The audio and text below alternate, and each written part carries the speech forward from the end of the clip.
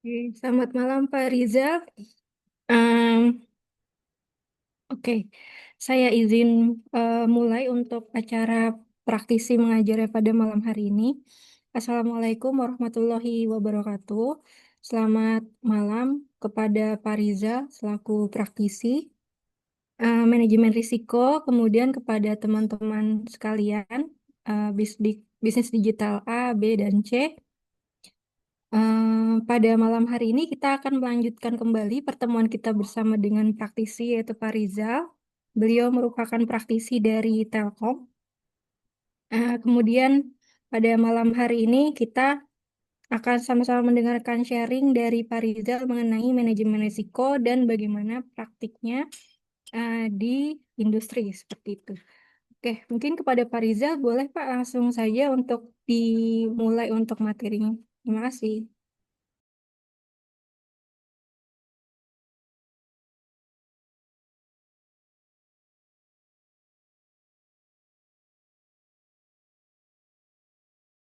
Mohon maaf, Pak, masih di mute untuk mic-nya. Assalamualaikum warahmatullahi wabarakatuh. Waalaikumsalam warahmatullahi wabarakatuh. Teman-teman sekalian, terima kasih sudah bergabung pada kesempatan kuliah kita yang kedua. Insya Allah. Saya lihat di partisipan ada 61 partisipan. Ini 3 kelas ya, Bu ya? Ada 3 kelas. 3 kelas ya. Ya. Em, Baik, teman-teman sekalian, eh, melanjutkan kemarin barangkali. Coba saya lihat di... Oke, masih ada ya kelas A, ada hadir beberapa orang. Kemudian kelas B, kayaknya yang kelas B masih sedikit ya. Kelas C. Baik, teman-teman, melanjutkan kemarin barangkali em, kita akan diskusi terkait dengan manajemen risiko, khususnya eh, materi kemarin mengenai risiko pasar, dan mungkin pada kesempatan saat ini kita akan lanjutkan nanti dengan risiko kredit ya. Sebelumnya saya ingin mengucapkan terima kasih pada Bu Inkreswari dan teman-teman. Pada kesempatan ini kita bisa berjumpa kembali. Eh, Izin teman-teman sekalian, sebagaimana biasa, diskusi nanti saya akan interaktif gitu ya. Jadi teman-teman yang join pada kesempatan malam hari ini, siap-siap kalau nanti diminta untuk speak up gitu ya. Teman-teman sekalian, saya akan share materinya.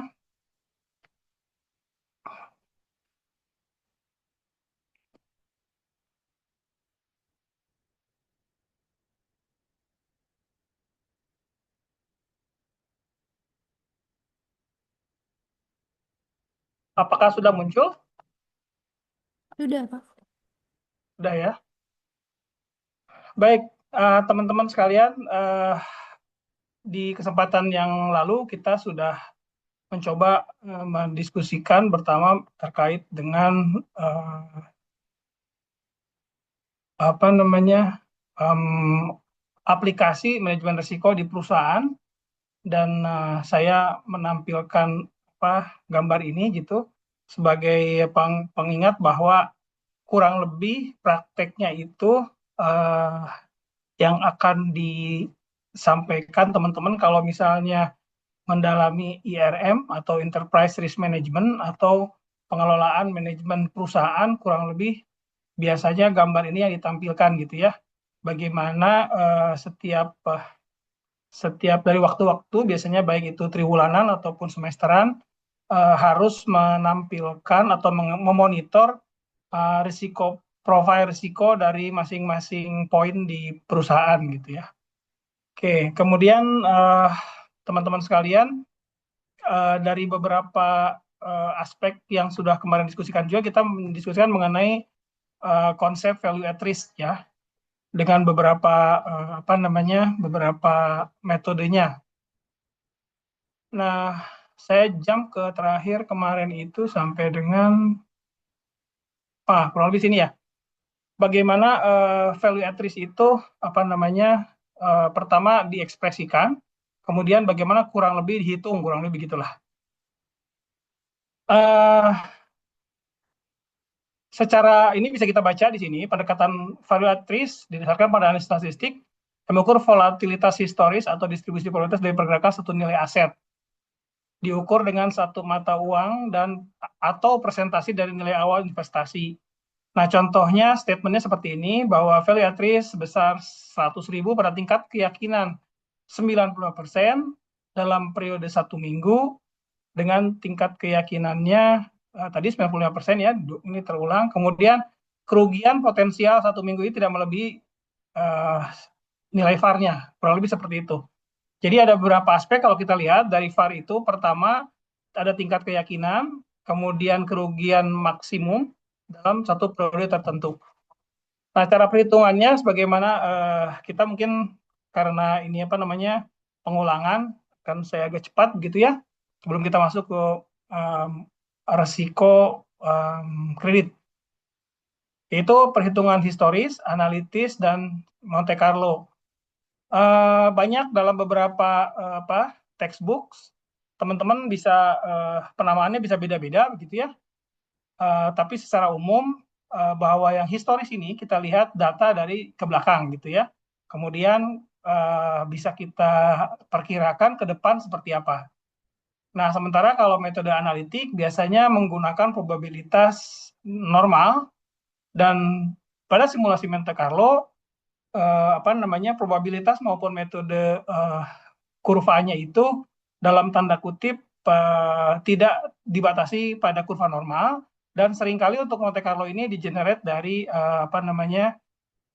number generator dari komputer, sehingga biasanya praktek teoritisnya lebih susah, tapi prakteknya lebih mudah karena biasanya menggunakan AI dan sebagainya gitu ya. Kalau sebelum ada AI biasanya dia menggunakan beberapa pembangkitan data dengan berbagai parameter yang kita tentukan di awal.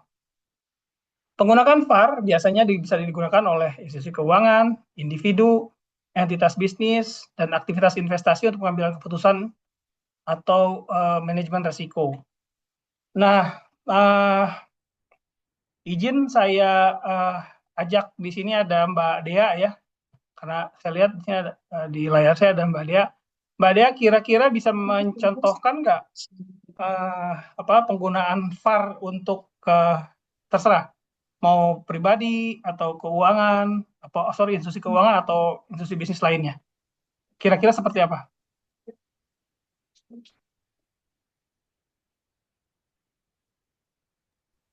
Mungkin misalnya kita mau buat usaha mungkin Pak.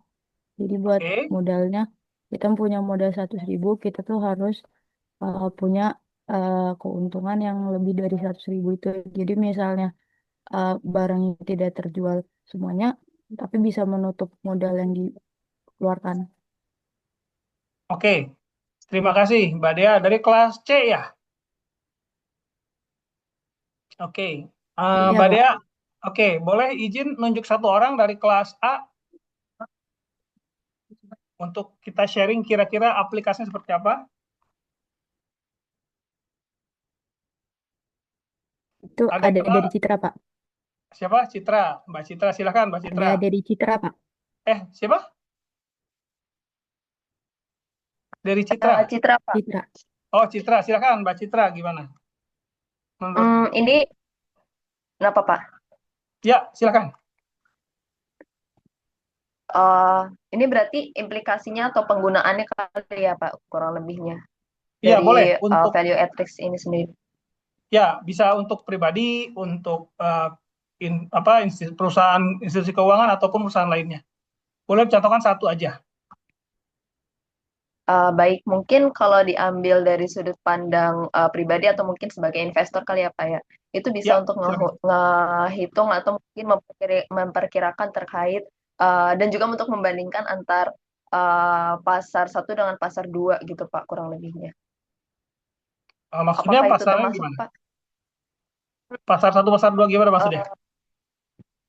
Eh, misalkan dari nilai saham dari pasar perbankan, industri perbankan, dan mungkin diambil juga dari industri lainnya, misalkan industri pertambangan atau mungkin industri F&B dan lain sebagainya gitu, Pak.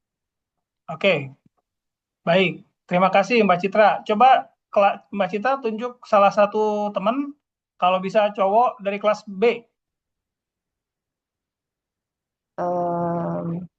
Bentar, Pak.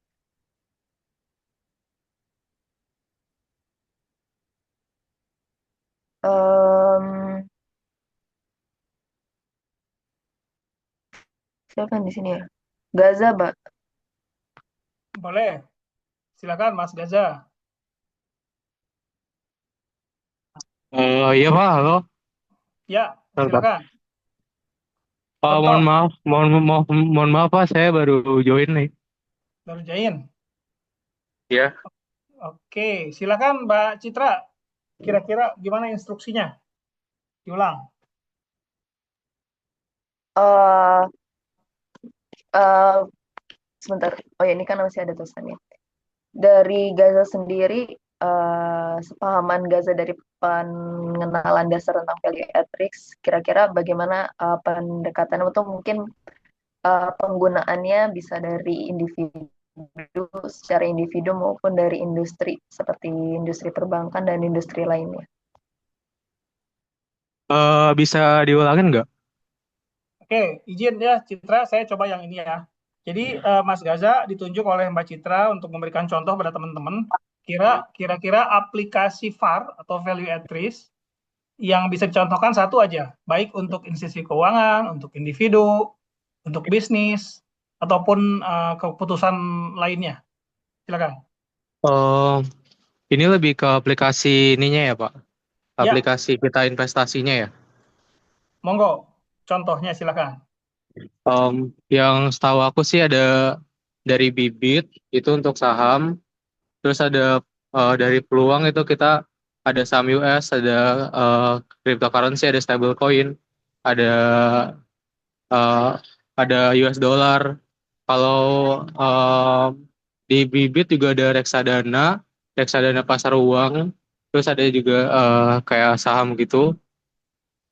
Terus ada kayak ajaib, itu include semuanya. Dari saham, dari cryptocurrency, dari apa lagi ya? Dulu sih Pak, ya, jadi yang saya tahu itu untuk aplikasi keuangan yang kita bisa pakai untuk berinvestasi. Oke, kita agak beda ya, maksudnya agak slip ininya. Jadi maksudnya aplikasi itu contoh penggunaan VAR gitu ya. Tapi anyway, terima kasih Mas Gaza, Mbak Citra, sama Mbak Dea ya. Jadi gini teman-teman, yang saya maksud bagaimana aplikasi atau penggunaan VAR dalam keseharian gitu ya, bukan aplikasi investasi, bukan. Eh, jadi gampangnya begini, misalnya tadi yang agak dekat, misalnya tadi siapa Citra ya, Mbak Citra. Beliau tadi menyampaikan kalau saham A, saham B, saham perbankan dan seterusnya. Jadi contohlah misalnya Mbak Citra akan milih saham nih, akan berinvestasi pada satu. Kalau tadi siapa Mbak Dea yang mencontohkan misalnya mau usaha A, B, C gitu ya. Jadi pengambilan keputusan investasi, baik itu investasi real dalam konteks ini, misalnya tadi investasi real dicontohkan Mbak Dea, misalnya saya mau usaha apa ya, konveksi misalnya, atau Mbak Citra keputusan investasi untuk membeli saham, atau tadi Gaza contohnya beberapa apa instrumen begitu. Nah, itu bisa diaplikasikan penggunaan VAR ini. Kenapa saya ini biar gampang aja teman-teman biar ingat apa sih hubungannya VAR dengan apa namanya keputusan investasi saya. Jadi misalnya tadi Mbak yang mencontohkan saham ya, Mbak Citra gitu ya. Mohon maaf nih karena kalau konsep apa namanya manajemen risiko pasar dalam hal ini value at risk itu memang berangkatnya dari apa pasar keuangan biasanya. Kenapa pasar keuangan? Karena datanya ada. Jadi untuk historical itu datanya mudah dilihat. Misalnya kita lihat di Bursa Efek gitu ya, di IDX atau melalui aplikasi tadi disampaikan Bibit atau Genius dan sebagainya gitu ya, atau dari Mandiri Sekuritas biasanya pakai apa tuh namanya Grow ya dari Mandiri Sekuritas dan sebagainya. Nah, kenapa pasar keuangan? Karena pasar keuangan itu biasanya terregulasi dan data-datanya itu sudah sudah masuk ke sistem sehingga mudah. Nah, misalnya Mbak Citra itu dari sekian saham, sekarang kan ada ratusan saham di Bursa Efek Jakarta. Saham yang paling liquid adalah biasanya masuk ke papan LQ 45 gitu ya. 45 saham yang paling liquid dengan market yang market cap atau market capacity yang cukup besar sehingga jual belinya gampang gitu ya karena market cap-nya besar. Nah, kan di saham LQ45 itu misalnya saya sebut aja ada saham TLKM. TLKM itu nickname-nya untuk Telkom. Misalnya ada saham juga, misalnya saya yang ini kan telekomunikasi, misalnya ISAT, Indosat gitu. Ada juga misalnya saham dari perbankan, misalnya BMRI, sahamnya Bank Mandiri, kemudian BBRI, sahamnya Bank BRI gitu ya. Ini ada 4 saham, Telkom, ISAT, BMRI, sama BBRI. Nah, bukan dalam konteks pemilihan return-nya, tapi yang ingin dilihat dari VAR itu kira-kira kalau saya ngambil saham Telkom gitu, berapa sih resiko saya yang terbesar kalau investasi di saham Telkom? Atau berapa resiko yang harus saya tanggung maksimum apabila saya masuk ke saham ISAT atau Indosat? Atau sebutlah yang lain. Misalnya berapa resiko maksimum saya untuk kalau masuk atau kalau memilih salah satu aset. Itu kalau saham. Nah, kalau misalnya Mbak Dea tadi kan mencontohkannya keputusan investasi di sektor real. Misalnya berapa sih kerugian maksimum saya, resiko saya kalau saya bisnis sebutlah jualan online sebutlah jilbab begitu. Saya ingin jualan jilbab nih online. Nah, berapa sih risiko maksimal yang mungkin terjadi saya bisnis itu, bisnis jilbab tadi misalnya. Oke, itu contoh. Dan sebagainya dan sebagainya. Jadi yang ingin dilihat dari value at risk itu berapa nilai maksimum yang terjadi apabila saya berinvestasi pada aset A gitu ya. Nah, ungkapannya itu tadi kemarin kita sudah diskusi, saya lupa dengan siapa saja. Itu ada beberapa hal. Contoh yang ada tertulis contoh ini. Jadi misalnya setelah dihitung VAR-nya ada 100.000. Maka ungkapannya adalah kalau kalau ada yang nanya berapa sih risiko maksimum saya atau value at risk saya apabila saya ambil saham Telkom misalnya. Sebutlah hasil dihitung itu 100.000. Oh, risiko maksimum kamu kalau kamu membeli aset saham Telkom adalah 100.000 dengan kondisi satu, tingkat keyakinannya berapa persen? 95% kah? 98%, 99% gitu ya. Yang kedua, periodenya berapa lama? Periodenya misalnya selama 1 minggu, 2 minggu, sebulan, dan seterusnya. Nah, namun demikian, teman-teman, tentu besaran VAR itu tergantung dari satu, tadi tingkat keyakinannya. Tingkat keyakinan biasanya merupakan fungsi dari nilai statistik dari satu probability. Biasanya kalau misalnya metode analitik pakai probability normal, maka berapa tingkat keyakinan, berapa alpanya gitu. Alpha adalah tingkat keyakinan adalah 1 kurangi alpha. Nah, kalau tingkat keyakinan 90%, oke. Kemudian juga tergantung dari berapa lama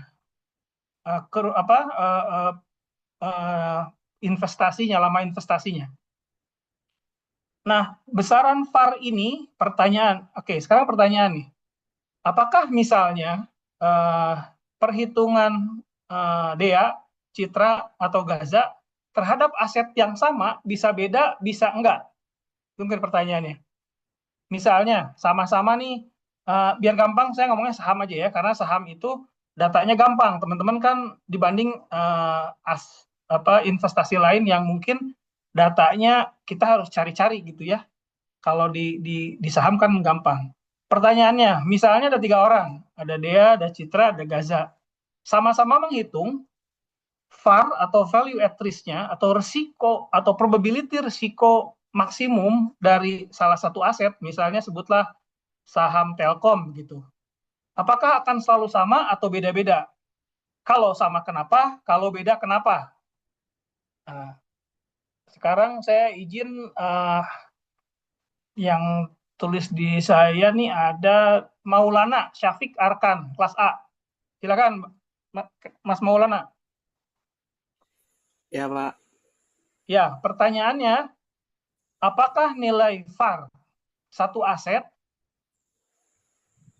dihitung oleh 3 orang begitu ya, akan selalu sama atau berbeda? Kenapa sama atau kenapa beda? Silakan, Mas Arkan. Kalau menurut saya sih berbeda ya, Pak. Oke. Kenapa? Eh,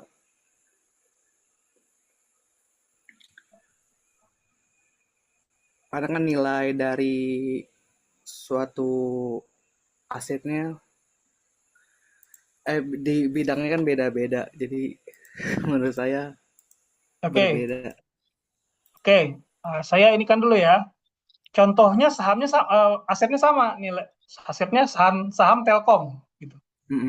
Nah, apakah VAR-nya bisa beda atau akan sama kalau dihitung oleh 3 orang?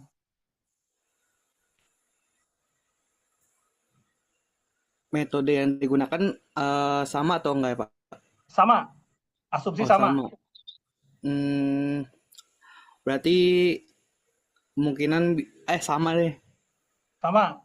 Kenapa Kalau sama? digunakan metode yang sama dan juga aset yang sama, kemungkinan besar itu rata-rata selisihnya itu kecil. Hampir sama, mirip-mirip lah.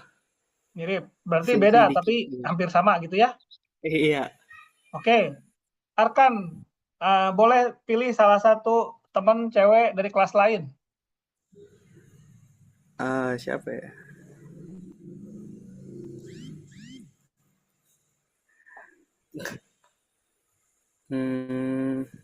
Random aja, Bapak aja yang nunjuk deh. Kenapa? Nggak ada yang kenal atau gimana? Tinggal nunjuk aja. Dari kelas A aja ya, Pak ya? Nah, boleh. Nah. Dari kelas A, Amel boleh, Amel. Boleh, Amel, silakan Amel. Pertanyaannya sama.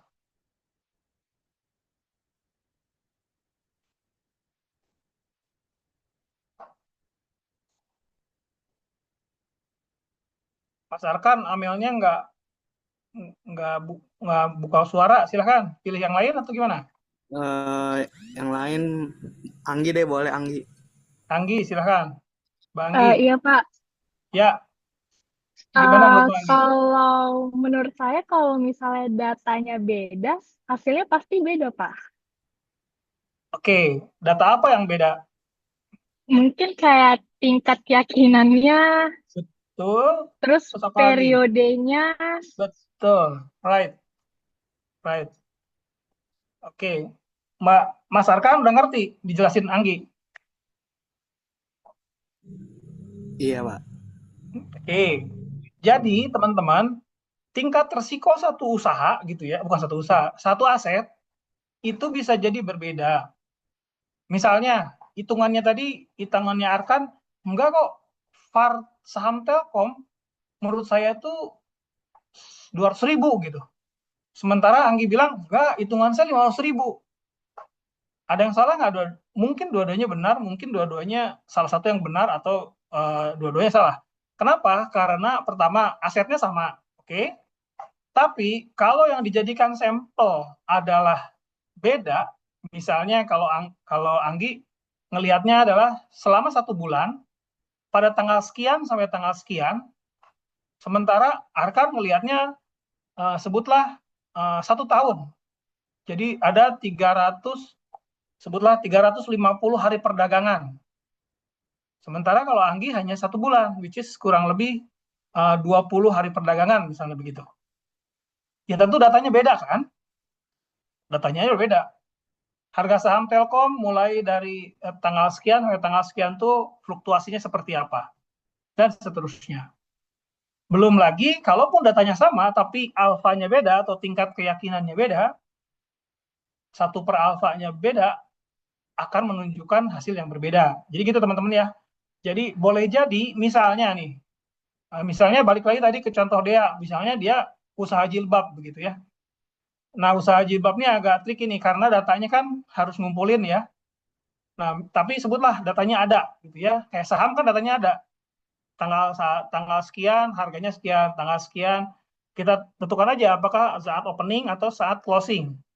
Jadi harga opening atau harga closing tapi konsisten dalam periode pengamatan. Nah, kalau usaha jilbab mungkin sebutlah datanya ada, itu juga begitu.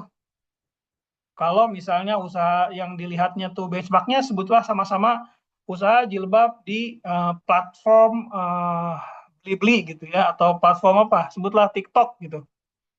Nah, kalau datanya, kalau usahanya pun sama tapi kesimpulannya beda, ya data apa yang digunakannya apa atau tingkat percayaannya beda, sama atau tidak gitu ya.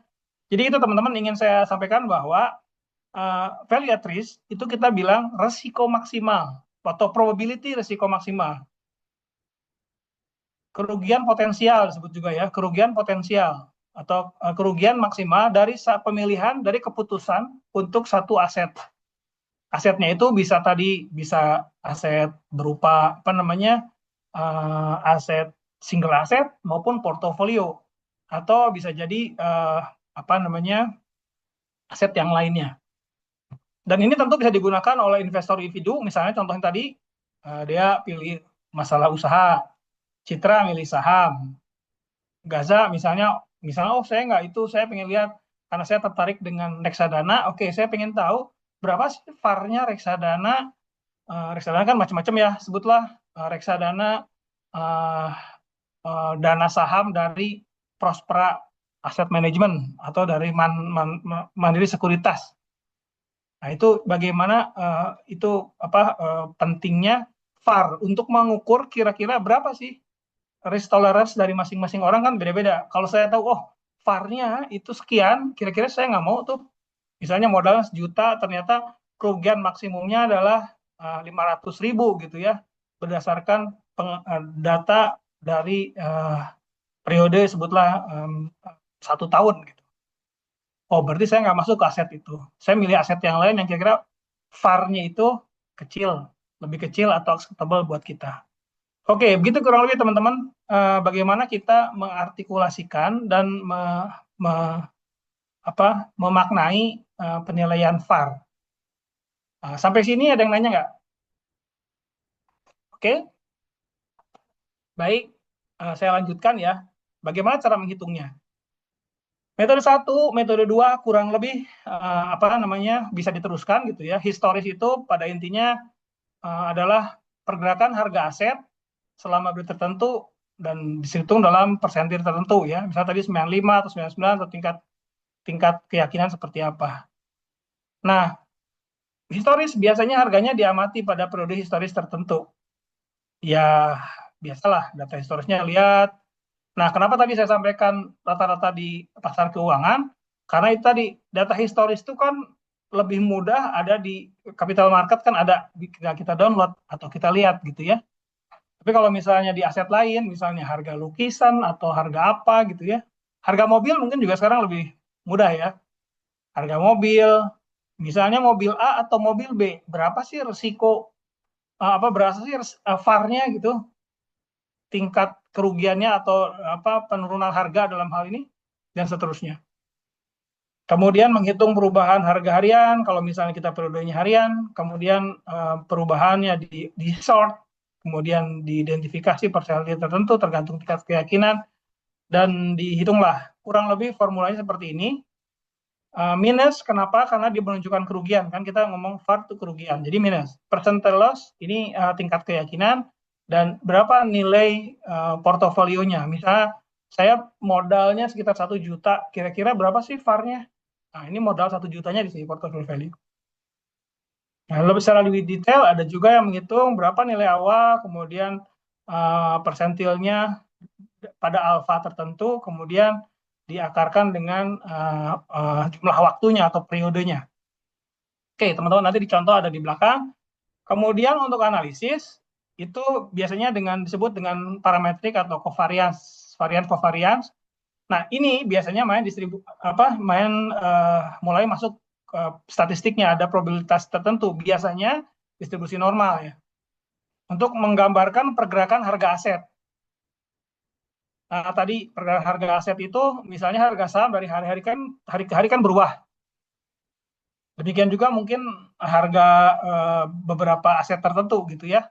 Sebutlah harga apa, sebutlah tadi lukisan misalnya, atau mobil, kalau mobil disebut sebagai aset ya, atau harga emas gitu, kalau emas dianggap sebagai aset, dan seterusnya dan seterusnya. Nah, beberapa asumsi utama karena dia pakai distribusi normal, kemudian korelasi antar faktor dan delta antar faktor itu konstan. Langkah-langkahnya, distribusi probabilitasnya itu kita lihat, biasanya gambarnya, kemudian atau kita asumsikan sebagai normal, kemudian hitung parameternya seperti rata-rata, standar deviasi, dan hitunglah VAR-nya berdasarkan persentil tertentu. Nah, teman-teman, analisa VAR ini biasanya tidak bisa digunakan untuk yang krisis yang sifatnya katastrofik gitu ya, misalnya krisis finansial dan sebagainya. Ini karena bisa dimengerti kenapa? Karena VAR ini kan menggunakan statistik ya, di mana statistik itu umumnya mengeliminir nilai-nilai yang pencilan gitu, yang ekstrim. Nilai ekstrim. Karena kalau nilai ekstrim dimasukkan dalam satu populasi data, biasanya menjadi kesimpulannya tidak menggambarkan, sehingga biasanya ada proses untuk pembersihan data, terutama untuk data-data yang nilai ekstrim. Nah, khawatir justru ini yang menjadi satu kelemahan dari VAR, yaitu dia tidak bisa memprediksi peristiwa ekstrim. Baik, nah ini sebagai ini juga deviasi standar tadi ya. Biasanya kan deviasi standar itu menghitung penyimpangan dari rata-rata. Misalnya, misalnya nanti jadi contoh deh. Semakin besar deviasi standarnya, maka penyimpangannya makin besar. Kalau kita lihat di bell curve di bawah, atau kurva seperti bell begini ya, atau disebutnya distribusi Gaussian, ini seperti bell, jadi di umumnya nilainya di paling atas gitu ya. Kemudian berapa simpangannya, ya kurang lebih kalau satu simpangan, di paling kiri 2 simpangan atau 3 simpangan. Nah, biasanya simpangan ini memperlihatkan diekspresikan sebagai tingkat keyakinan gitu ya. Tingkat keyakinan. Oke, rumusnya kurang lebih seperti ini. Jadi berapa rata-ratanya, berapa nilai pada saat I atau saat T pada saat tertentu, kemudian dikurangi rata-ratanya, dikuadratkan, kemudian dijumlahkan, dibagi dengan nilai kejadian, dikurangi 1, kemudian diakarkan. Kurang lebih itu biasanya ukuran untuk resiko yang umum dalam statistik. Kalau kita lihat dari konsep ini, maka yang dilihat adalah berapa delta atau simpangan dari rata-rata. Kan ada sekumpulan data nih. Misalnya harga saham tadi kita contohkan saham Telkom gitu. Mulai dari 600 sekian, maaf. Misalnya sekarang kan saham Telkom sekitar 3.000 ya. Sekitar 3.600-an kalau nggak salah. Nah, itu kan naik turun. Nah, itu simpangannya berapa terhadap rata-rata. Kemudian dikuadratkan, kemudian dibagi dengan jumlah total minus 1. Kalau lebih seperti itu, oke.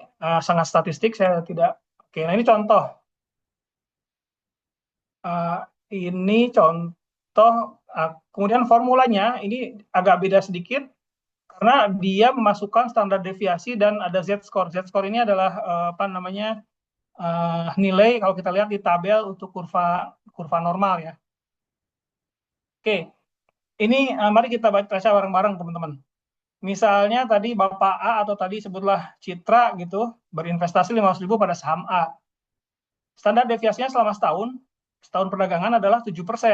Jadi investasinya 500.000, kemudian deviasi setahunnya simpangan tadi 7%. Berdasarkan distribusi normal, tingkat kepercayaan 90%, nilai Z-score atau ini Z-score ini nanti akan berbeda dengan Z-score Altman Z-score ya. Kalau ini Z-score itu nilai dari tabel kurva normal sebenarnya 1,6. Ini bisa kita lihat di tabel kurva normal untuk tingkat kepercayaan 90%. Jadi nilai Z-score ini atau Z-score dalam konteks kurva normal ini adalah representasi dari tingkat kepercayaan. Maka nilai value at risk-nya Bapak A adalah nilai total modal dia gitu dikali dengan nilai Z-score-nya, pengaruh dari kurva normalnya, kemudian standar deviasinya 7%. Maka dengan tingkat kepercayaan 90%, kerugian maksimum Bapak A untuk berdagang saham atau mempunyai saham A tidak akan melebihi Rp57.575 per tahun gitu. Nah, ini tentu datanya kan data setahun ya. Jadi saham A dilihat datanya setahun seperti apa, kemudian dicarilah berapa rata-ratanya, kemudian dicari standar deviasinya dan seterusnya, sehingga keluarlah angka itu tadi. Dari modal 500.000, resiko kerugiannya adalah maksimum dengan tingkat kepercayaan 90%, setahunnya ruginya 57.000. Nah, sekarang kan boleh jadi milih mau saham B, saham C, saham di Bursa Efek sebutlah ada 300 sekian saham. Nah, milihnya mana? Nah, tentu yang memiliki risiko yang lebih rendah, tergantung risiko kita. Misalnya, saham A itu tingkat dengan sebutlah data yang sama, periode yang sama, tingkat kepercayaan yang sama, maka saham A boleh jadi dibandingkan saham B itu VAR-nya lebih rendah atau lebih tinggi. Nah, nanti teman-teman atau Bapak A dalam hal ini berinvestasinya milih mana yang kira-kira risikonya lebih rendah tentu saja. Namun jangan lupa risiko lebih rendah, tentu cuannya juga kemungkinan cuannya karena kan berlaku risk and high risk high return. Di konteks kalau kita mengambil risk yang rendah, ya tentu kemungkinan cuannya itu juga relatif sebanding dengan tingkat risikonya. Nah, kalau di contoh nomor 2, ini asumsi asetnya kita sebut portofolio, meskipun portofolio adalah kumpulan dari aset. Jadi misalnya punya aset A dan B. Kita mudahkan di sini contohnya hanya 2 aset ya. Asetnya aset A dan B. Ini contohnya satu PT. A ini boleh jadi saham, boleh jadi aset itu jenis aset yang lain gitu ya. Komposisinya aset A-nya 40%, weighted-nya, aset B weighted-nya itu rata-rata tertimbangnya 60%. Ini bukan ya, ini komposisi aja. Belum rata timbang. Standar deviasi aset A setelah dihitung secara statistik 4%, standar deviasi aset B 7%. Nah, kalau itu portofolio dalam statistik itu harus dilihat juga korelasi. Kalau tingkat kekuatannya kan udah diasumsikan bahwa sama gitu ya, tingkat tarik menariknya, tapi korelasi antar aset juga harus diketahui. Misalnya kalau di dalam saham ada yang agresif, ada saham agresif, ada saham yang defensif. Kalau misalnya teman-teman yang paling gampang misalnya kalau teman-teman asetnya yang dipegang itu dulu adalah saham dengan emas misalnya ya. Kalau saham kan relatif harganya resikonya tinggi ya karena deviasinya cukup tinggi. Tapi kalau saham emas kan dalam tanda kutip lebih volatilitasnya lebih rendah. Nah, tingkat korelasi itu memperlihatkan bagaimana korelasi antara dua aset tadi. Misalnya A ini emas, B ini saham. Kalau emas sama saham gimana? Biasanya ketika terjadi satu kehebohan perang sebutlah gitu, maka saham emas yang naik. Harga emas yang naik. Saham turun. Nah, itu pasti korelasinya kecil banget atau mungkin berbanding terbalik gitu ya. Berbanding terbalik. Itu bagus ketika untuk defensif. Jadi untuk misalnya di tengah-tengah, oke, berarti satu saham yang sangat konvensional, aset yang sangat konvensional, misalnya emas, atau apalagi, misalnya properti, di satu sisi adalah aset yang misalnya agresif. Nah, dalam konteks koefisien korelasi, itu biasanya itu tidak mungkin beda arah atau malah jauh gitu, kecil korelasinya. Tapi kalau misalnya sahamnya sama atau asetnya sama, itu biasanya korelasinya dekat. Misalnya teman-teman sama-sama beli, sebutlah satu asetnya itu adalah emas, logam mulia, emas batangan. Satu lagi perhiasan. Saya nabungnya perhiasan, saya belinya itu emas batangan. Nah, itu kan kurang lebih sama-sama emas ya. Kurang lebih nanti korelasinya itu dekat banget gitu. Nah, kalau kita lihat di sini kan korelasinya 25% ya, berarti 0,025 gitu. Oke, berarti ini kan bisa kita lihat lah, kurang lebih aset A dengan aset B itu seperti apa gambarannya. Nah, kemudian Z-score ini lihat dari kurva normalnya, tingkat kepercayaannya 90% adalah sama dengan tadi ya. Kalau ini kan 1,65, maka nilai parametrik VAR-nya untuk periode harian, karena nanti dilihatnya harian, dengan tingkat kepercayaan 90% sebagai berikut. Ya, rumusnya kurang lebih pakai standar deviasi lah. Teman-teman bisa, ini bisa kita pelajari untuk lebih detailnya. Nanti saya contoh yang lihat dari jurnal ya. Oke, nah demikian teman-teman. Jadi kurang lebih historis dengan analisis itu adalah tingkat dalam tanda kutip kecanggihan analisis statistiknya saja. Kalau misalnya di analisis yang menggunakan distribusi tertentu dengan yang lebih ngejelimet, biasanya itu diteruskan bukan hanya historical. Kalau historical biasanya dalam prakteknya bisa jadi itu tanpa perhitungan macam-macam. Misalnya gini,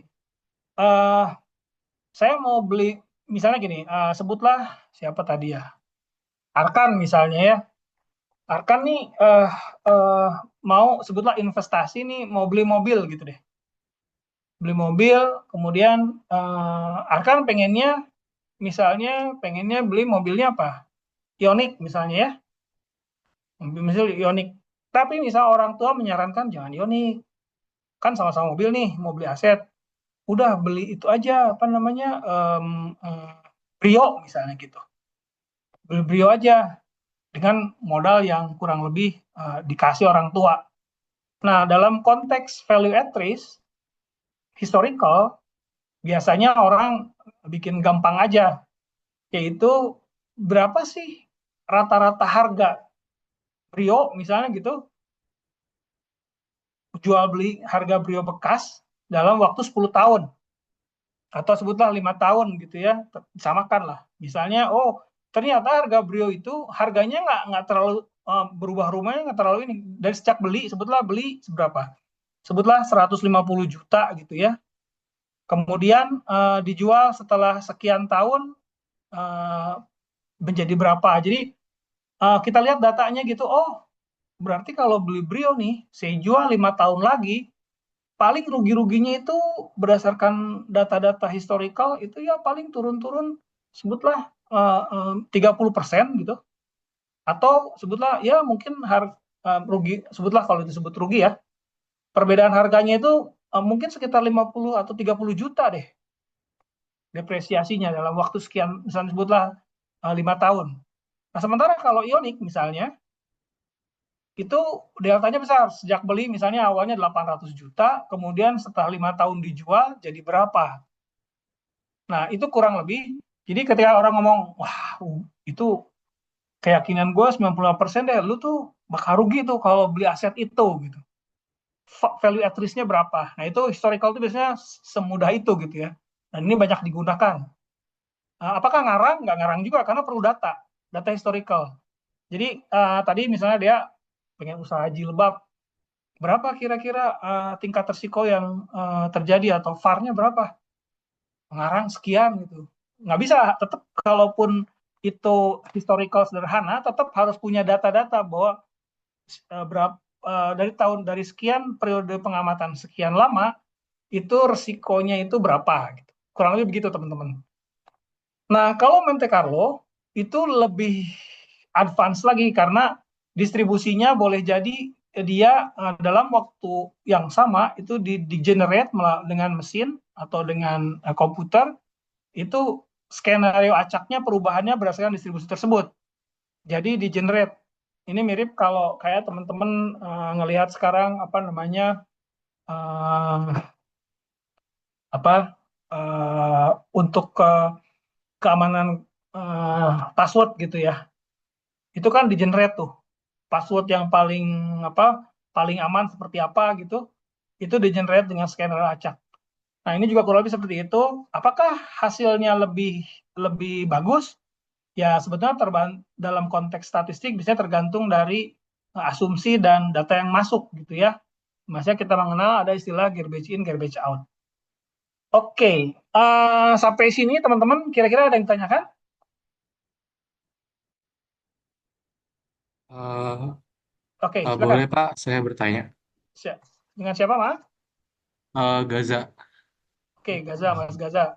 Silakan. Tadi kan sempat disinggung ya Pak tentang emas. Nah, setelah saya lihat dari beberapa hari yang lalu tuh emas kan lumayan naik ya Pak. Lonjakan volatilitasnya lumayan tinggi. Hmm. Misal dari 1 tahun terakhir tuh 50-60%. Terus turun sampai hampir 10% dari all time high-nya. Nah, itu kira-kira bisa ngebuat angka VAR dari emas ini enggak bakal berubah nggak untuk perhitungannya Pak? Oke, terima kasih. Izin, Mas Gaza lihatnya harga emas logam mulia secara elektronik ya? Iya Pak, XAU/USD. Oke. Ya, kalau misalnya harga, eh, jadi gini, disclaimer dulu ya. Pertama, makanya tadi saya sampaikan kenapa harga pasar keuangan lebih mudah menghitungnya karena datanya ada.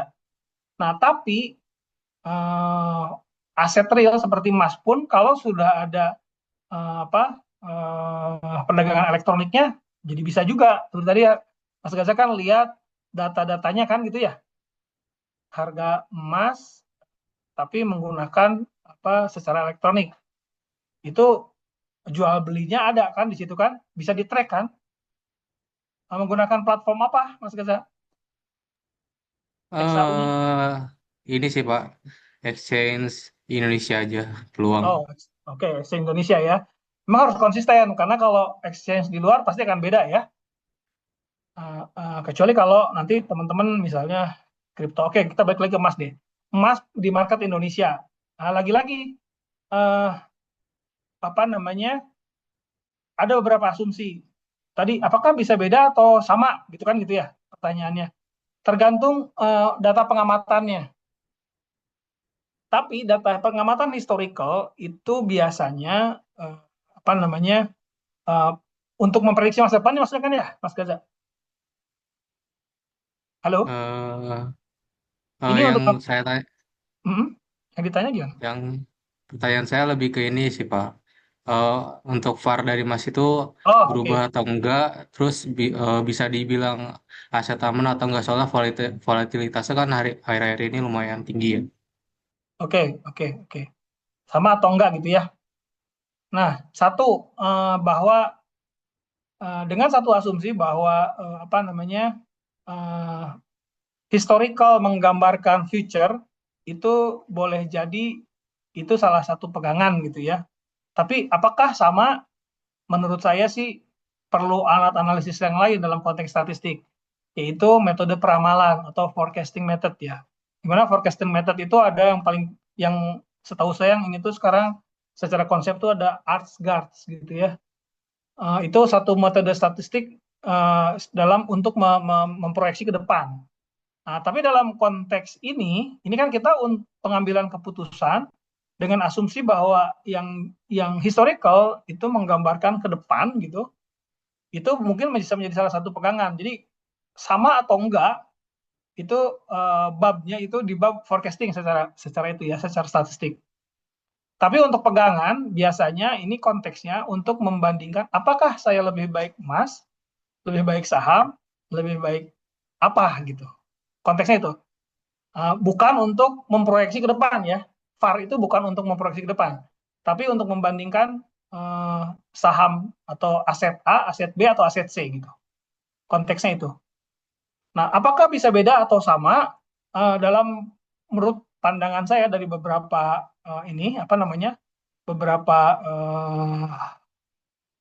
beberapa sebutlah jurnal atau beberapa karya tulis begitu, dalam kondisi tidak ada shock yang berat, dalam hal ini shock itu apa? Misalnya kondisi resesi, perang, dan sebagainya, biasanya proyeksi carrying dari historical itu bisa dipakai.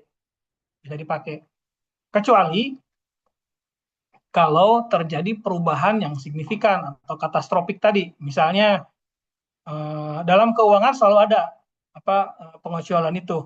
Misalnya krisis, atau kemarin ada COVID gitu ya, krisis 2008, COVID, atau juga misalnya tadi ada perang gitu. Boleh juga seperti itu. Nah, kenaikan harga emas sekarang pun sebetulnya boleh dikatakan agak anget gitu karena adanya perang Rusia itu. Ada perang Rusia, kemudian ada gonjang-ganjing di Timur Tengah. Itu kan emas itu merupakan salah satu safe haven dari aset yang dipegang gitu ya, yang bisa dipegang sehingga nilainya itu naik ketika terjadi perang gitu. Tapi kalau aman sentosa biasanya emas harganya diam-diaman. Kurang lebih seperti itu. Apakah menjawab Mas Gaza? Atau ada yang perlu diklarifikasi? Sudah Pak, terima kasih Pak. Oke, makasih. Terima kasih ya Mas Gaza. Jadi ini buat teman-teman juga ada perspektif bahwa konteks VAR ini biasanya digunakan untuk membandingkan risiko. Memilih saham A, saham B, atau saham C, atau aset A, aset B, atau aset C gitu. Bukan dalam konteks memprediksi ke depan. Bukan dalam konteks itu. Oke. Izin bertanya. Silakan. Ya, jadi kalau untuk menghitung VAR itu kan ada nilai kepercayaan itu 95%. Apakah nilai 95% itu tuh mutlak nilainya setiap menghitung VAR itu 95% atau di setiap industri itu nilai kepercayaannya bisa berubah, ada standar masing-masing. Seperti itu, Pak. Baik, terima kasih. Dengan Mbak siapa? Siti Nurlaila, Pak, dari kelas C. Panggilannya apa, Mbak? Ella, Pak. Lela. Oke. Mbak Lela, baik. Terima kasih, pertanyaan bagus ya. Jadi dalam statistik itu konsep tingkat kepercayaan itu dalam tanda kutip bisa milih. Yang paling gampang gini deh, yang paling gampang. Atau gini dulu, biasanya semakin tinggi tingkat kepercayaannya, maka margin errornya kecil. Jadi dia membolehkan terjadi kesalahan itu kecil. Karena kan semakin tingkat kepercayaan makin tinggi kan. Misalnya tadi 95 ke sebutlah 99% gitu ya. Atau 97% bisa naik 2% lah. 2 bips gitu. Itu itu adalah pilihan kalau dalam konteks kita ingin menghitung ya. Nah, tapi konsekuensinya besar. Karena kadang-kadang kalau semakin tingkat kepercayaannya tinggi, maka perlu data yang makin banyak gitu. Karena kalau datanya sedikit, kemudian tidak masuk dalam populasi, ya jadi artinya nanti banyak percobaannya akan makin banyak gitu. Sampelnya akan makin banyak. Contoh yang paling gampang, Mbak Lela, terkait kepercayaan ya, tingkat kepercayaan. Jadi intinya bisa nggak berubah bukan 95, bisa banget. Misalnya asumsi soal aja.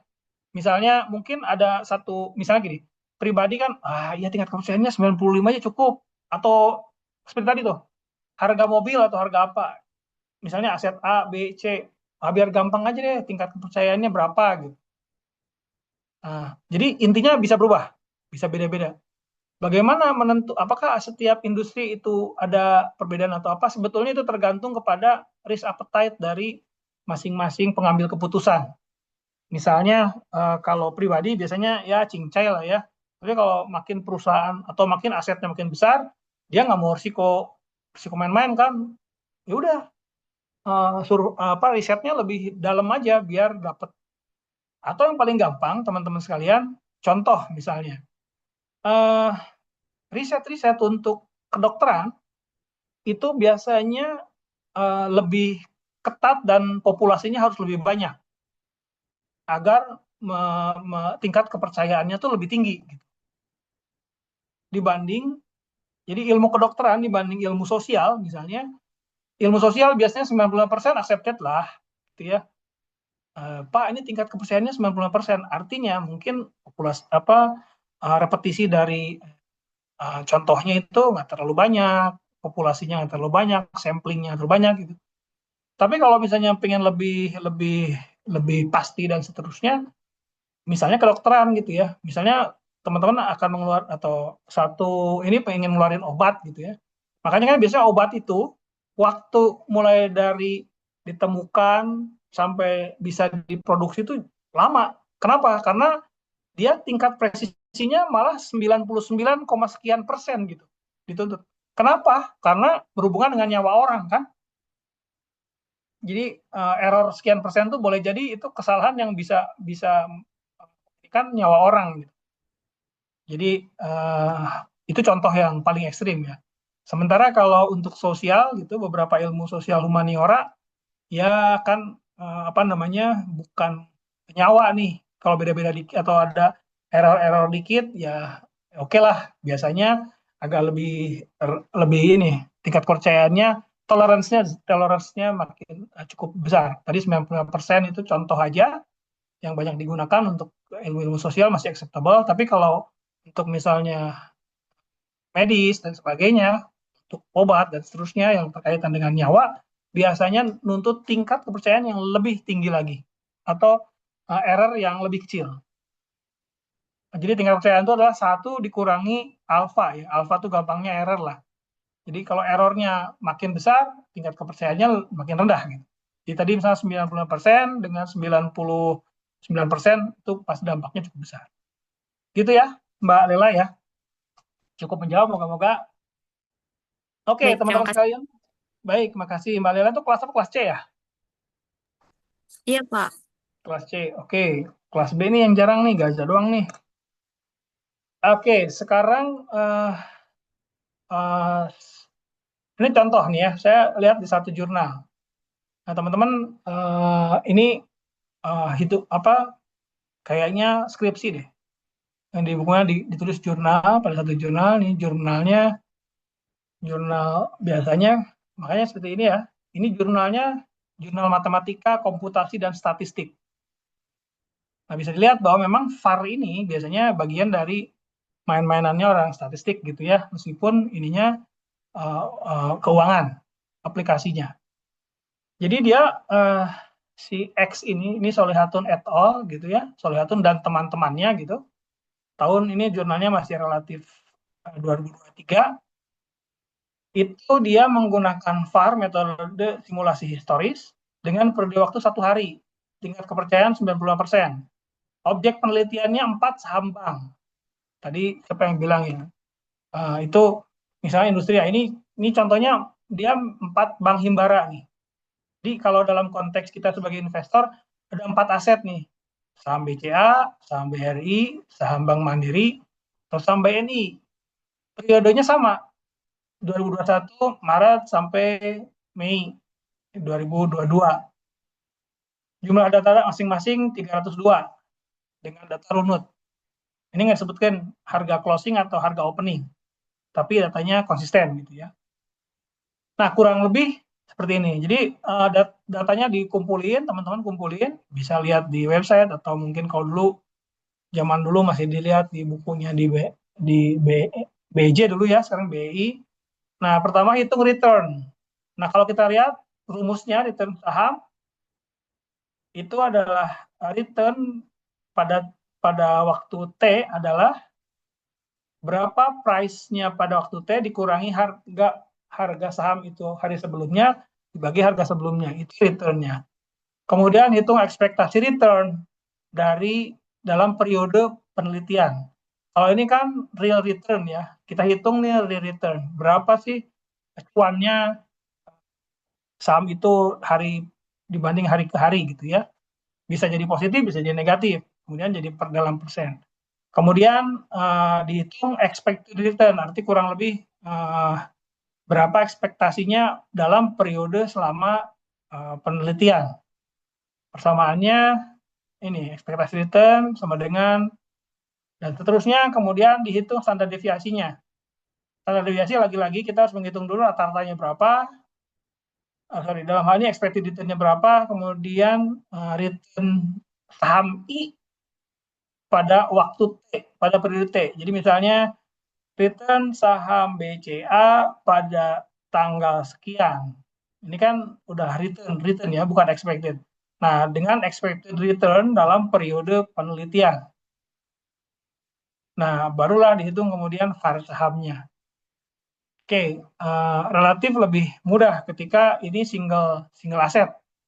Jadi nanti diurut tuh dalam penelitiannya. Oh, ternyata risiko yang paling besar atau kemungkinan peluang rugi yang paling besar adalah ada di saham ANO dengan tingkat keyakinan sekian pada periode harian dengan periode penelitian dalam 2021 sampai 2022, kurang lebih setahun ya, Maret sampai Mei ya. Oke, nah bagaimana kalau bagaimana hasilnya kita lihat di belakang. Kemudian dia juga menghitung saham portofolio. Jadi kalau misalnya si A ini belinya itu semuanya, empat-empatnya. Bukan hanya, tadi kan hanya membandingkan risiko mana yang paling besar, BCA, saham BRI, saham Mandiri, atau saham BNI. Nah, gimana kalau empat-empatnya dibeli gitu? Oke, itu berarti kan dalam berupa portofolio ya. Pertama, hitung dulu bobotnya. Berapa weighted-nya? Berapa ini nih, W-nya? Jadi saham BCA bobotnya tuh berapa persen dalam portofolio itu, saham BRI berapa, dan seterusnya. Kemudian hitung return-nya. Return-nya itu ya return dikali dengan bobotnya. Kemudian dijumlahkan. Nah, ketika ngitung risikonya, kita pakai di sini matriks gitu ya. Di mana menggunakan rumus inilah kurang lebih. Turunan rumusnya ada, tapi intinya ketika itu portofolio karena asetnya tidak satu, kita harus bentuknya berupa matriks. Kemudian dihitung ekspektasinya dan keluarlah VaR-nya sama. Oke, itu contoh teman-teman. Nah, kemudian hasilnya nih dalam periode itu ya. Ini lagi-lagi ini periode setahun tadi. BCA itu resikonya itu 10 juta. Kemudian BRI 12,9 juta. Bank Mandiri 13,5, BBNI 13,5. Sementara kalau VaR-nya portofolio kalau semuanya dibeli gitu, risikonya tuh 9,6. Oke, dari hasil ini bisa kita lihat bahwa ketika itu portofolio, risikonya kan lebih turun ya kan? Portofolio lebih rendah dibanding VaR aset tunggal. Jadi kalau misalnya kita beli satu, itu lebih bagus digabung, belinya banyak. Ini sesuai dengan konsep keuangan, portofolio itu untuk mengurangi risiko gitu ya.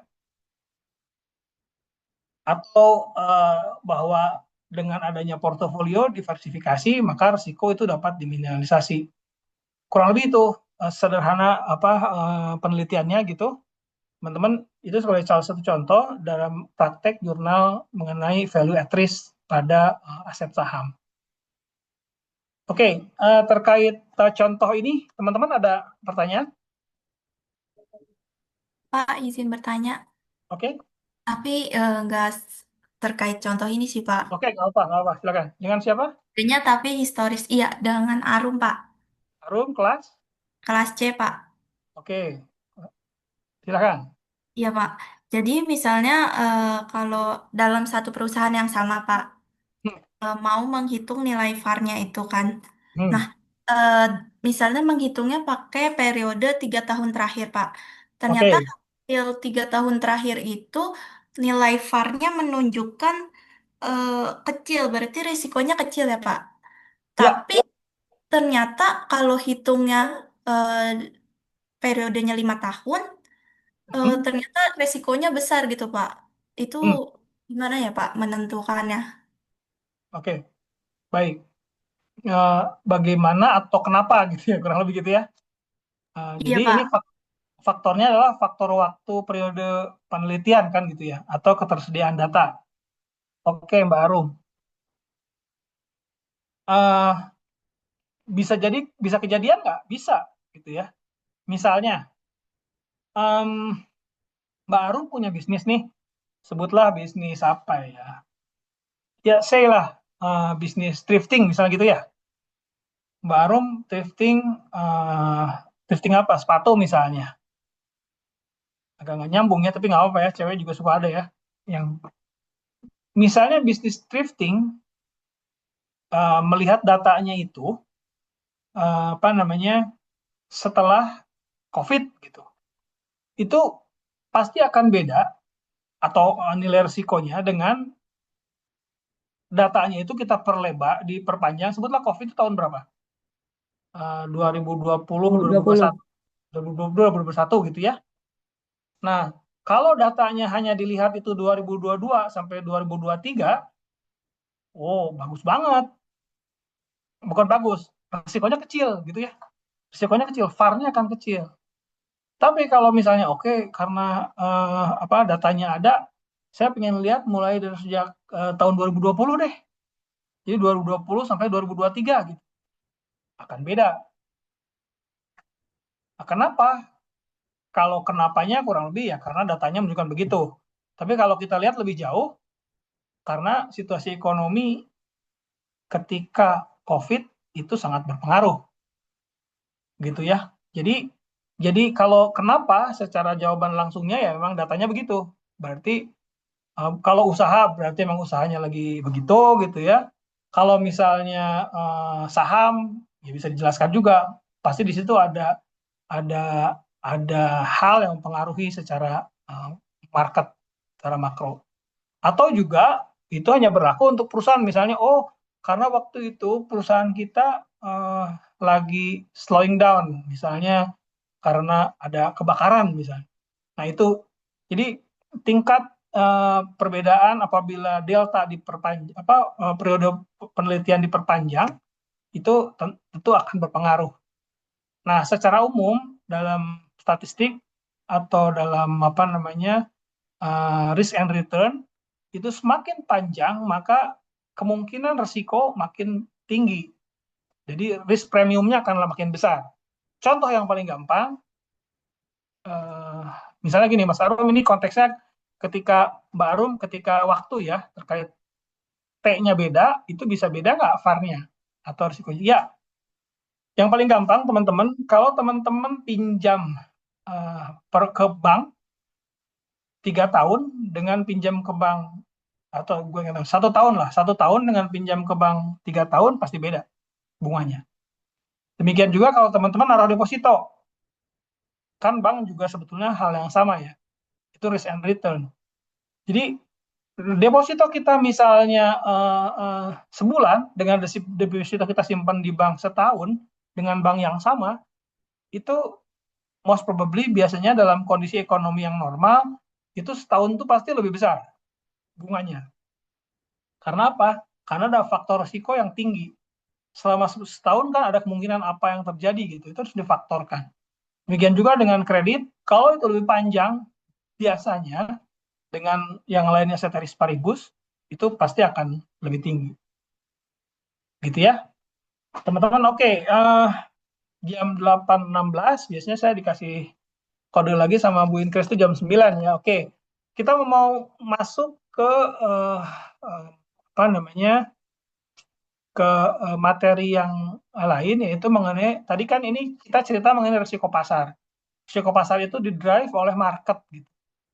Nah, sekarang kita akan coba masuk ke materi yang lain, yaitu mengenai risiko apa namanya, risiko kredit.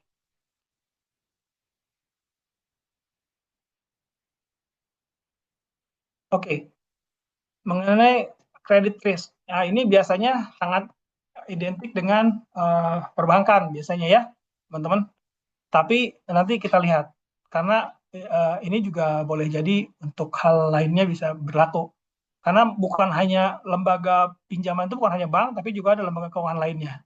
Tadi sedikit disinggung oleh Gaza, misalnya ada apa namanya,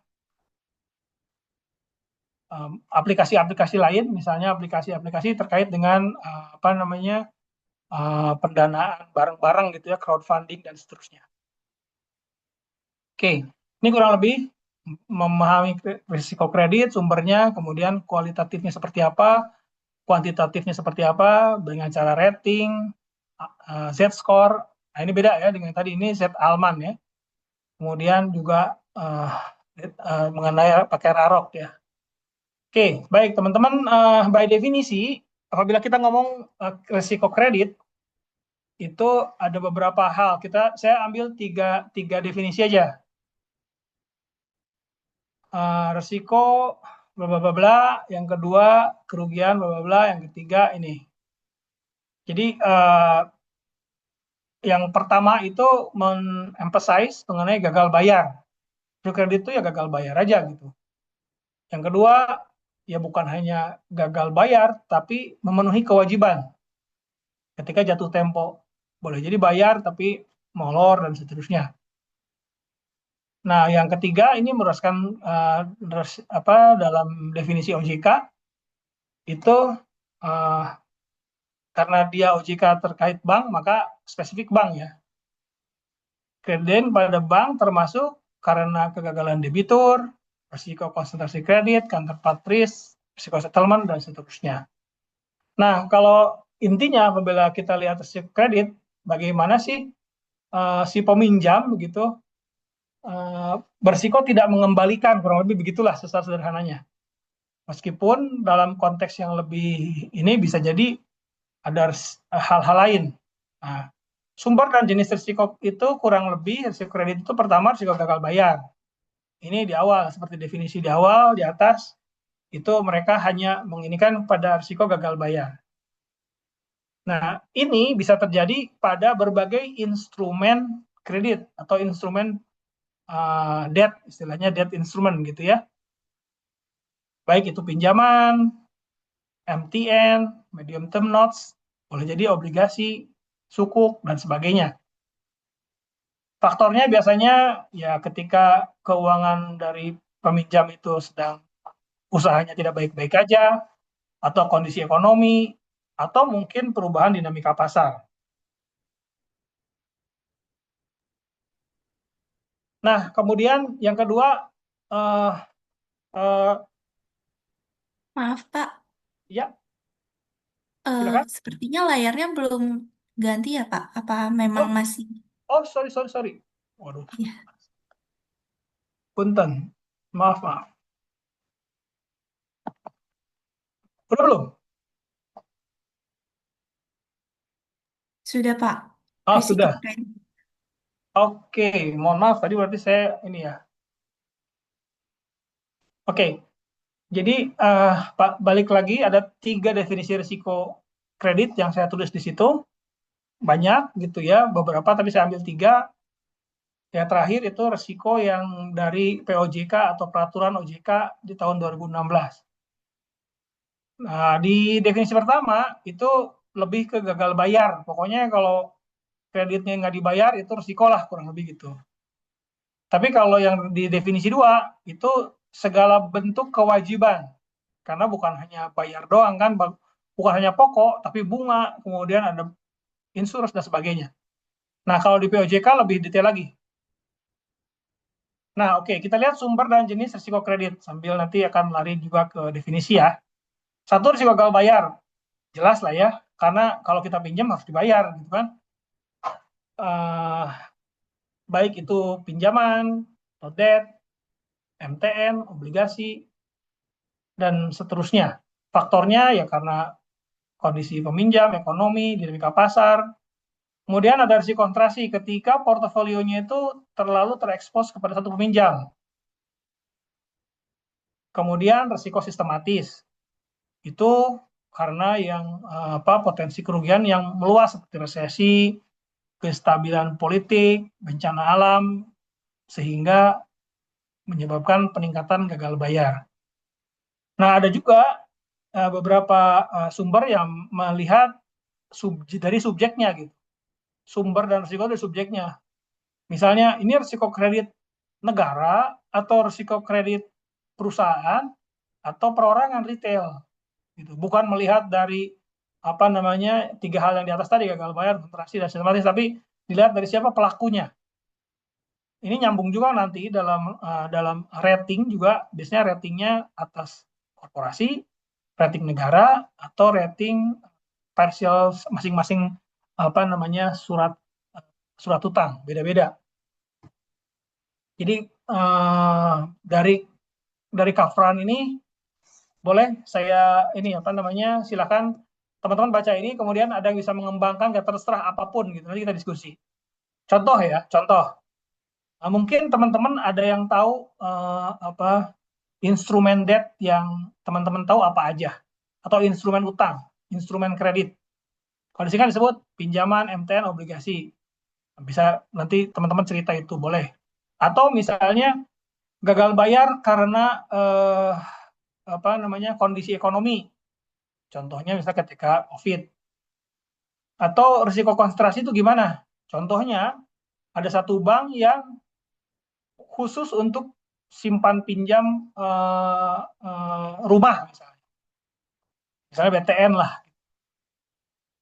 Ketika terjadi sesuatu dengan industri perumahan, mungkin dia akan terpengaruh. Contoh yang paling besar, tapi di dunia ya, bukan di Indonesia, itu ada krisis tahun 2008. Kalau teman-teman cek, itu gara-gara resiko derivatif dari pinjaman perumahan. Kemudian risiko sistematis, itu contohnya kestabilan politik. Teman bisa cerita, oh iya Pak, risiko ketika zaman pemilu berbeda, atau zaman resesi dan sebagainya. Oke, akan saya undang salah satu dari teman-teman untuk cerita apa aja yang dieksplor dari PPT kita di depan ini. Silahkan.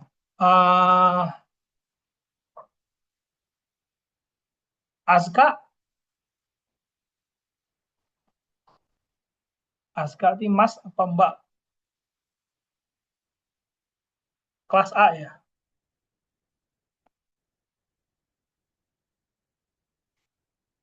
Oke, Aska tidak monitor. Dengan Mbak Santi kelas A juga?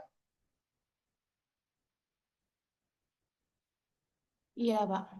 Oke, Mbak Santi boleh cerita mengenai salah satu risiko kredit yang Mbak Santi ketahui.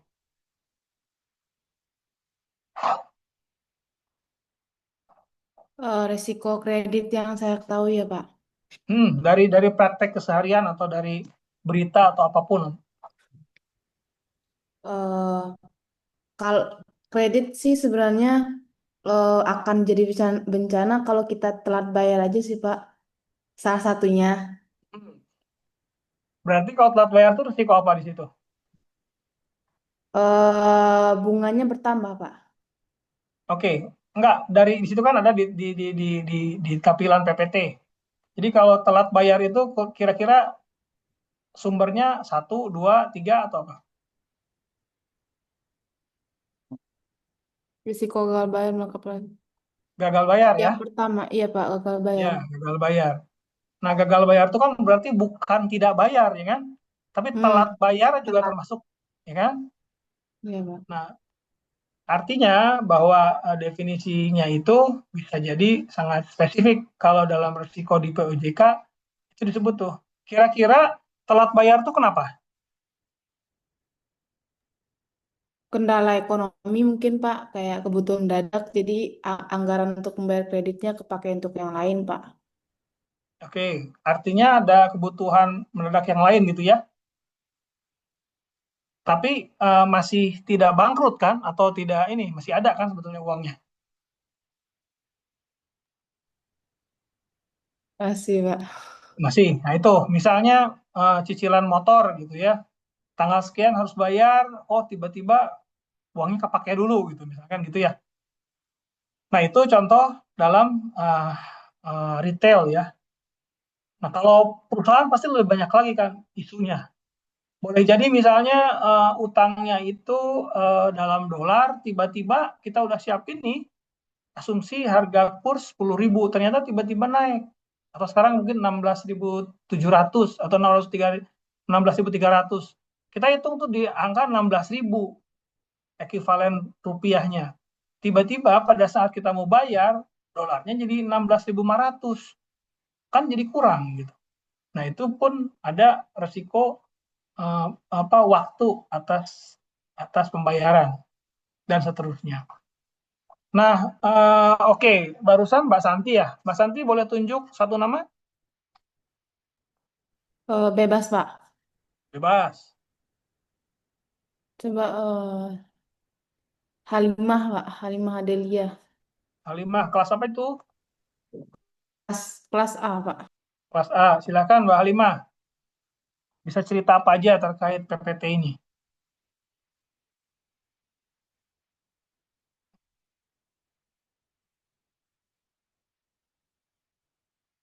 Kayaknya nggak nyaut. Silakan Mbak Santi pilih yang lain.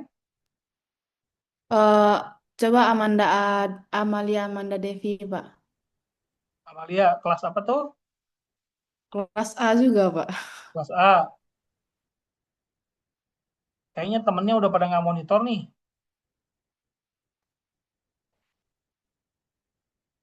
Oke, baik. Teman-teman, terima kasih ya Mbak Santi ya. Oke, jadi di konteks ini kita sudah tahu definisi kira-kira risiko kredit itu apa, kemudian sumber dan jenis risikonya itu dari mana saja gitu ya. Nah, berikutnya teman-teman, waduh. Nah, berikutnya apa aja sih ketika kita penilaian risiko itu? Misalnya ini gini, misalnya bank untuk menilai calon yang pinjam gitu ya.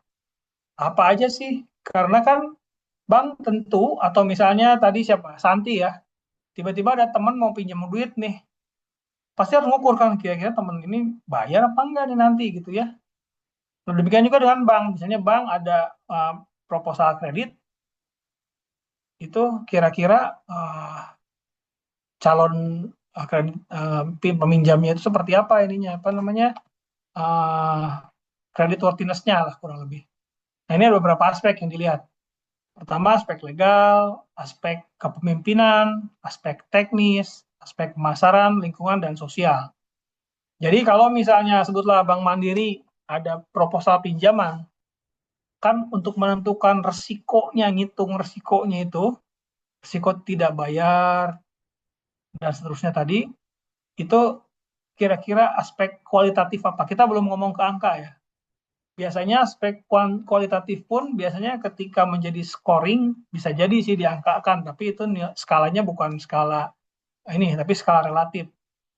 Tapi secara umum ini masuk sebagai pendekatan kualitatif. Misalnya legalnya, pertama legalitas perusahaannya seperti apa.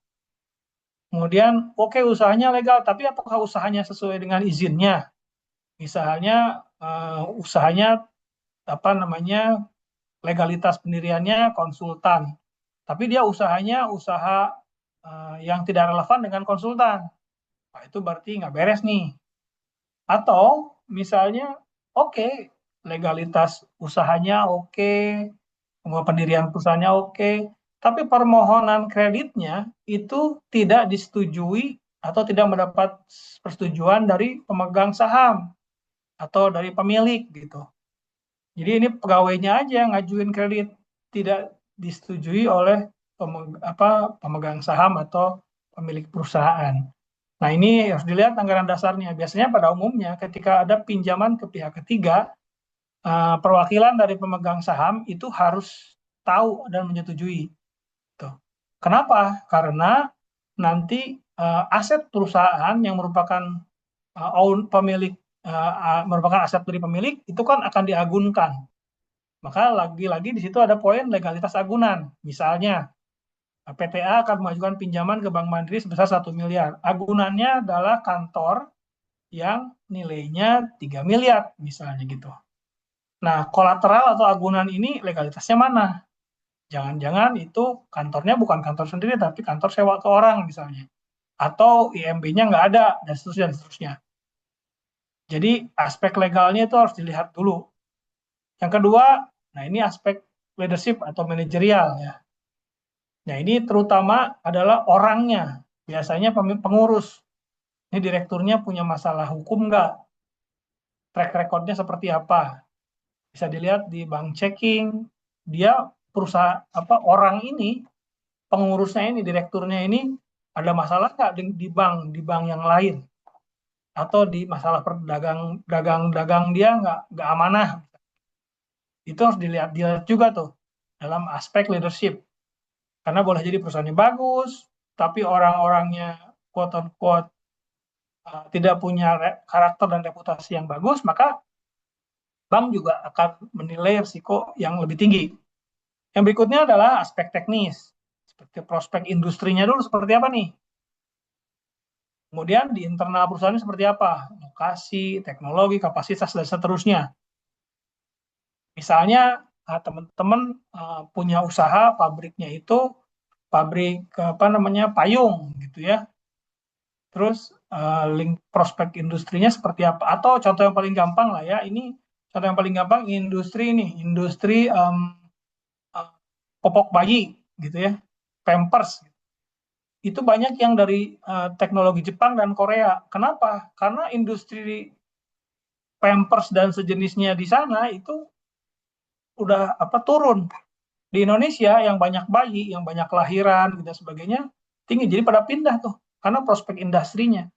Bukan perusahaannya yang jelek, tapi memang industrinya sunset gitu di sana. Makanya pindah ke Indonesia yang orangnya banyak, tingkat kelahiran bayinya tinggi, pindah ke sini. Jadi dilihat aspek teknis itu bukan hanya internal perusahaan, tapi juga industrinya.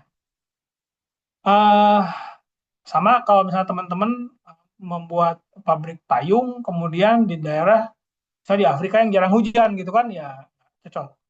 Kemudian aspek pemasaran, segmen pasar, sales plan, pembeli, kompetitor, market share, dan seterusnya. Termasuk sampai dengan PLC ya, product life cycle-nya. Ini perlu dilihat juga, karena jangan sampai nanti usahanya itu ternyata lagi-lagi pada product life cycle yang udah mulai turun gitu ya. Contohnya banyak. Misalnya teman-teman sekarang ngaju ke bank gitu, ngajuin pinjaman ke bank dengan menyampaikan bahwa saya sekarang Pak sedang menginginkan usaha untuk jualan ini rental CD Pak, rental CD film. Ya tentu saja ini produk life-nya udah nggak musim kan, mana ada orang sekarang nyewa kaset film CD gitu, VCD gitu. Karena sekarang udah mau ke Netflix semuanya orang-orang kan. Nah jadi ini berpengaruh. Jadi ke bank maknanya? Oh berarti nih orang resikonya tinggi nih kalau bisnis ini. Yang berikutnya adalah aspek lingkungan dan sosial. Seperti AMDAL, analisa dampak lingkungan, penyerapan tenaga kerja, dampak ekonomi setempat, dukungan masyarakat, dan seterusnya. Teman-teman, ada beberapa industri yang itu dibantu oleh masyarakat, dilindungi oleh masyarakatnya. Tapi ada juga beberapa industri yang masyarakat setempatnya tidak ngebantu atau cuek-cuek aja karena nggak berpengaruh. Perusahaan itu ada atau enggak, ya EGP gitu. Tentu bank melihat atau misalnya yang meminjamkan melihat, oh ini pabriknya atau usahanya itu benar-benar berguna untuk masyarakat, jadi dijagain gitu, bukan digangguin tapi dijagain sama masyarakat. Kenapa? Karena tenaga kerjanya dari internal, dari lokal dan seterusnya. Nah tentu ini resikonya lebih rendah, risiko kreditnya lebih rendah, gitu ya. Kalau yang paling umum biasanya disebut dengan 5C ya, untuk kredit itu. Dari bank melihatnya 5C. 1 karakter, 2 capacity, 3 modal, capital, 4 kolateral atau jaminan, yang kelima kondisi atau condition. Jadi 5C ini biasanya diperhatikan oleh bank. Jadi ini satu pendapat gitu ya, aspeknya legal, leadership, teknis, pemasaran lingkungan, tapi di satu sisi yang paling gampang biasanya kenapa? Karena gampang dihafalnya 5C gitu. Ketika orang menilai kredit karena terkait risiko 5C-nya aja. Karakter ini sama dengan nomor 2 leadership kurang lebih gitu ya. Jadi karakter orangnya seperti apa nih? Kredit skornya seperti apa? Capacity itu ya dia sebetulnya perlu modal besar nggak, perlu pinjaman besar nggak gitu senilai yang dipinjam atau enggak. Kalau misalnya bisnisnya sebutlah saya bisnis baksonya ini Pak ya punya 1 kios di pasar gitu. Oke. Tapi pinjamannya mau minjem 5 miliar gitu. Kan mikir tuh, capacity-nya cocok nggak ya itu? Gitu kan? Jangan-jangan uangnya bukan untuk bisnis. Nah, ini capacity ini kalau disampingkan di sebelah kanan mungkin boleh jadi capacity teknisnya gitu ya. Atau mungkin capacity pemasarannya dan seterusnya. Karena dalam proposal kreditnya dia bilang bahwa omset saya itu 1.000 porsi Pak sehari. Mungkin nggak ya? Gitu. Itu dicek. Capital termasuk modal di situ, kolateral nih agunan. Lagi-lagi tadi agunan di aspek legal dilihat kan, legalitas agunannya seperti apa. Nah, agunan tuh bisa jadi berupa fisik, bisa jadi non fisik. Ya. Nah, biasanya trikinya kolateral agunan itu ya penilaian harganya biasanya. Misalnya dia ngagunkan kantor, ngagunkan apa lagi, alat mesin, mengagunkan. Nah, yang paling susah itu ketika mengagunkan will gitu ya. Nah, itu kadang-kadang tidak semua orang bisa nerima. Yang berikutnya tadi kondisi ya. Kondisi itu bisa macam-macam baik secara ekonomi maupun juga kondisi bagaimana saat pinjaman itu dipakai terkait dengan kondisi lingkungan, usaha, market dan sebagainya. Jadi teman-teman di sini kita lihat penilaian kredit risiko berdasarkan kualitatif, paling tidak ada 2 ini ya. Pertama dari aspek legal, leadership, teknis, pemasaran dan lingkungan, dan satu lagi dengan 5C. Oke, sampai sini teman-teman ada komen? Izin bertanya, Pak. Ya, silakan. Kan ini pakai penilaian kualitatif gitu ya dalam risiko kredit. Ya. Misalnya nih, kalau di luar negeri kan yang kita tahu ada itu student loan gitu ya, Pak. Jadi Ya. kredit untuk siswa gitu. Ya. Nah, ini biasanya faktor yang paling berperan itu untuk meningkatkan risiko kredit pada student loan ini apa ya, Pak? Kan terutama juga mereka kan biasanya karena student loan tuh nggak ada agunannya ya atau jaminannya. Nah, terus juga belum ada pasti nih kalau lulus mereka bisa langsung dapat kerja kayak gitu. Dengan Mbak siapa, Mas? Dea, Pak. Dea, kelas apa, Mbak Dea? Kelas C. Kelas C. Oke, untuk student loan itu memang di Indonesia belum terlalu ini ya. Kenapa? Bedanya apa coba? Karena kalau di Indonesia biasanya orang tua masih cawe-cawe, masih tanggung jawab. Nah, kalau di luar negeri umumnya setelah usia sekian itu itu benar-benar mulai mandiri. Makanya marketnya cukup besar. Kalau di kita, kalau ada student loan, ya nggak laku lah karena orang tua sebagai ininya. Nah, oke. Jadi gini, penilaian risiko kredit ini dilakukan oleh orang yang akan minjemin, ya, dalam hal ini bank. Jadi apa yang dilihat dari sini adalah apakah si peminjam berkualitas atau tidak, dalam tanda kutip. Skornya bagus apa enggak. Semakin bagus skornya, maka resiko gagal bayar, resiko kredit itu menjadi turun. Gitu ya, Mbak Dea ya. Nah, kira-kira untuk student loan, karena itu tidak ada agunan, kalau lihat 5C ini kan ada kolateral tuh nomor 4. Dia kan nggak ada kolateral. Gitu ya, menurut Mbak Dea. Itu apa tidak salah, tapi juga tidak sepenuhnya benar gitu ya. Kenapa? Karena nanti ijazahnya itu menjadi kolateral biasanya. Jadi ketika misalnya lulus itu dipegang oleh banknya gitu ya, atau lembaga keuangan. Bisa jadi bukan bank, tapi misalnya ada usaha dari koperasi universitas gitu misalnya. Nah, dia juga sama dengan bank, tapi yang maju bukan banknya, tapi misalnya koperasi universitas misalnya gitu ya. Nah, dia akan menjadikan ijazah itu sebagai kolateral. Oke, terus kira-kira apa yang membuat scoringnya bagus? Ya, tentu tadi, kalau kita lihat dari teori ini, misalnya gampangnya teori 5C aja, kan dilihat karakternya. Oh, kalau lihat karakternya, kan udah, kalau karakter kan kelihatan ya, bukan hanya salah pinjam-meminjam.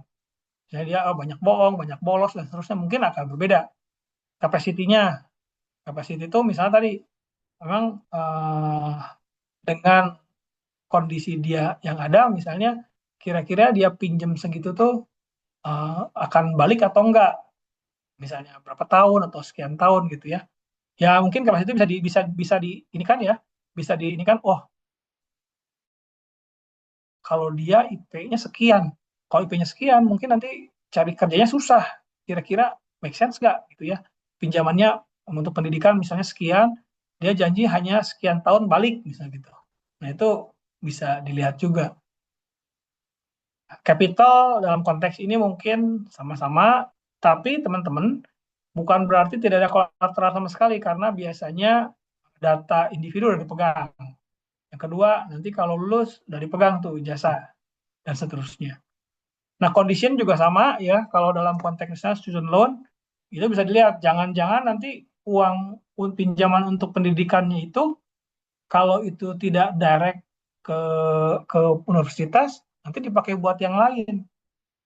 Balik lagi ke karakter ya, misalnya oh dia dipakai hura nih, dipakai dugem gitu, kecuali itu langsung pinjamannya itu tidak berupa cash tapi langsung bayaran ke sekolah. Nah, itu bisa agak beda, tapi intinya dalam student loan itu dimungkinkan penilaian risiko kredit aspek kualitatif gitu, kurang lebih itu. Baik. Semoga menjawab ya Mbak Dia. Terima kasih jawabannya, Pak. Sangat Oke, menjawab. makasih. Silakan teman-teman, ada yang lain? Sekarang udah 24.4. Saya tadi sudah ini untuk apa namanya, kita mungkin sebelum jam 9, kira-kira kita akan terus sampai jam 9 atau cukup aja?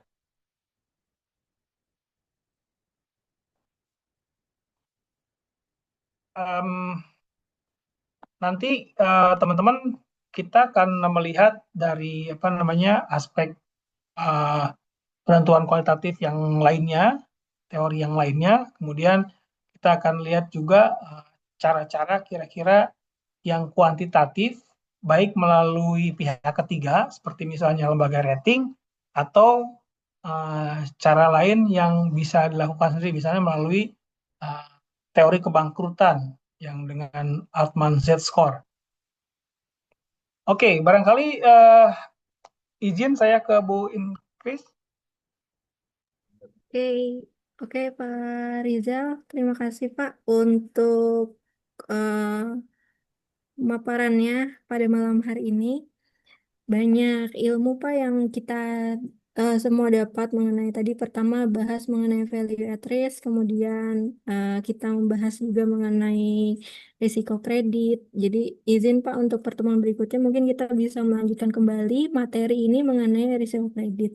Kemudian tadi juga banyak pertanyaan dari teman-teman yang juga artinya menunjukkan antusiasme dari teman-teman dalam menyimak materinya Pak Rizal dan pasti banyak insight yang teman-teman dapat dari pertemuan kita pada malam hari ini, Pak Rizal.